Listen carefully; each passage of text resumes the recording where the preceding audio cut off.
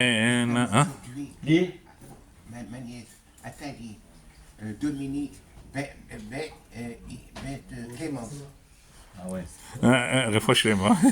Bien, alors nous étions hier juste dans le sujet suivant, que monsieur Balthazar, Ah ouais. le petit-fils de Nabuchodonosor, celui qui a régné uniquement 2 ans dans le royaume de Babylonie, puisque je vous rappelle, je vous rafraîchis la mémoire, la prophétie de Jérémie était que le Bné Israël sera en exil pendant 70 ans.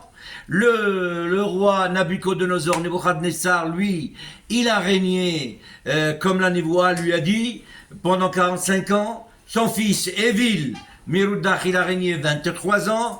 Et Balthazar, lui, il a régné donc 2 ans. Au bout de 2 ans, il ne croyait pas à la prophétie de Jérémie. Alors quand il a fait une fête d'avoir gagné la guerre, évidemment, il a fait sortir, on a raconté hier, la main est venue plus de 500 kelim du Beth Amikdash.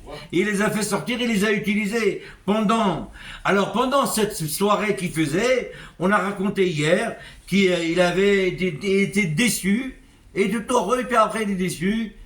Qu'est-ce qu'il y a? Il voit une main qui sort d'un mur. Voilà. Elle écrit sur le mur des mots. Personne n'arrivait à lire. Méné, Terken ou Pressin. En araméen. En araméen. Personne n'est arrivé à lire. Il a appelé Méné, Tekel ou Parsin. Donc personne n'est arrivé à lire. Il a demandé à droite et à gauche rien. Et il était très embêté parce qu'il savait derrière qu'il y avait la prophétie.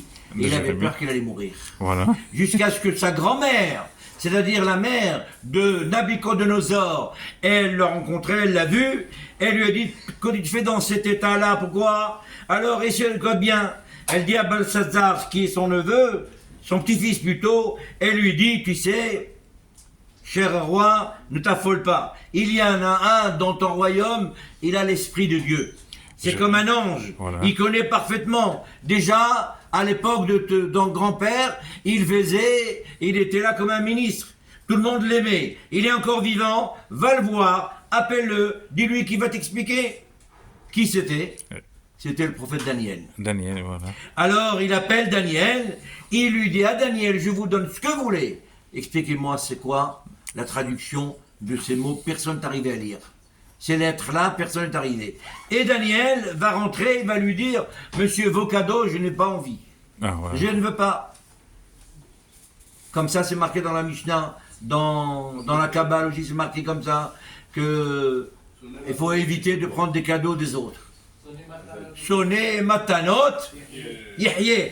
Alors bref, Daniel, il lui a expliqué, ça, il lui a dit « Si je t'explique tout ça, sache que Akadosh Baruch Hu, il a donné la force et à ton grand-père, et puis il l'a tué parce qu'il a fait des bêtises.